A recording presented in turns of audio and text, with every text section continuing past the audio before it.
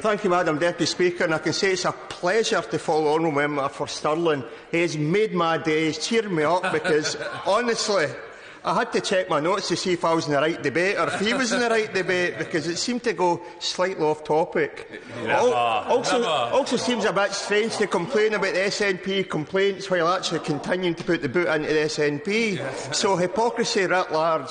But where the governments work well together, I take his point. It's good that the two governments can work well together.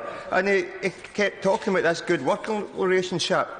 He didn't answer the intervention from Honourable Member from Airdrie Shotts about how the Secretary of State for Scotland is currently blocking the development of onshore wind in Scotland. And I say this to the Minister for Energy at the dispatch box.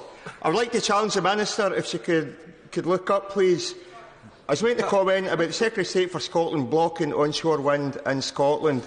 Now, her department and the Secretary of State for Scotland have refused to release correspondence between the two departments where it's quite clear he lodges objections. So I challenge her, for full transparency, will they actually release this information so it's out there in the public domain what the Scottish Secretary is doing to block onshore wind in Scotland? Anyway, Madam Deputy Speaker, I'll return to this. On the order paper, the title of this is Constitutional Law (brackets motion). Now, how grand does that sound? No wonder Constitutional Law motion is in the main chamber, because it sounds so grand.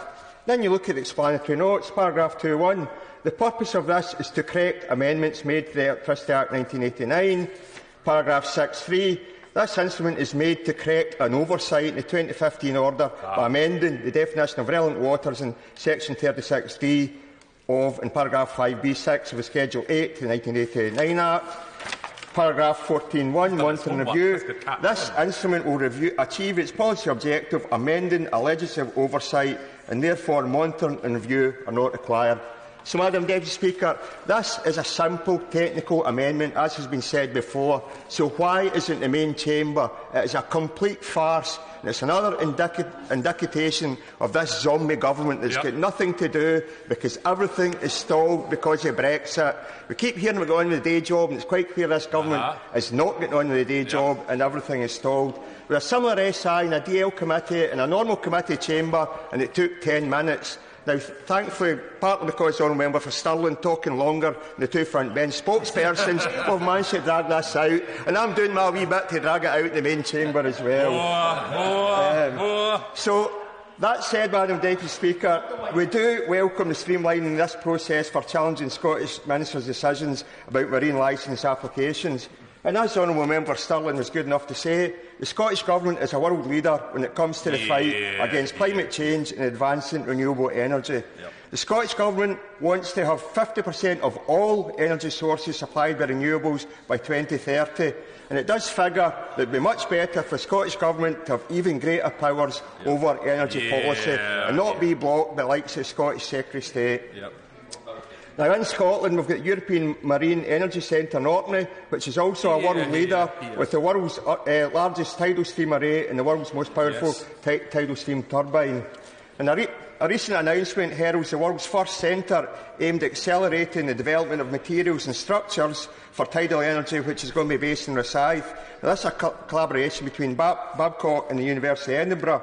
The Fast Blade project is worth £2.4 million, so we look forward to seeing that being developed.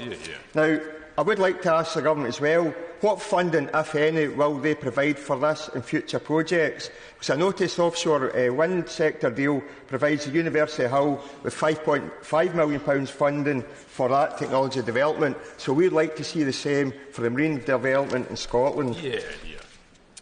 Now, also just to ask the Minister, when is the Government going to change the regulations, the Electricity Act 1989, to define electricity storage as a distinct subset of generation? Now, changing these amendments will facilitate the co-location of batteries with renewable energy, and this has been acknowledged by the Minister in a PQ last March and then just last week, as this is an important measure and will be implemented when parliamentary time allows. Now, I would suggest if we are debating this in the main chamber, we've got sufficient parliamentary time to be amending these regulations, and that's part of the day job the Government should be getting on with. Once again, a reminder, the Government, in terms of energy policy, needs to move away from this nuclear obsession. It's too dear, it's had dead duck, and it's quite clear investors are walking away. Yes. So I don't understand why the government continues in that, down that straight.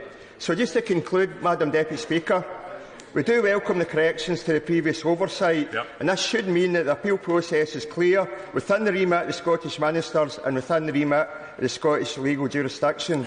So the proposed intention of the 2014 Act was to streamline the planning application appeal process for renewable energy to facilitate business development and deployment and provide greater investor certainty. So in that vein, that's why we welcome this. It has been agreed with Scottish Ministers. We're happy to accept that. And as the Minister said in her opening remarks, better regulation is good for everybody. So I do concur with his comments. Minister. Well, I think we have an outbreak of consensus, which is always to be welcome on the floor of the House. I did welcome the honourable gentleman's comments from Glasgow North East and commend him also on his tartan tie. I feel like I'm a little underdressed for this debate. The honourable gentleman for East Lothian, who's no longer in his place, asked me about just to confirm that this Act does apply to the geography of the site and not the business location. I can also confirm that to the House. I was delighted to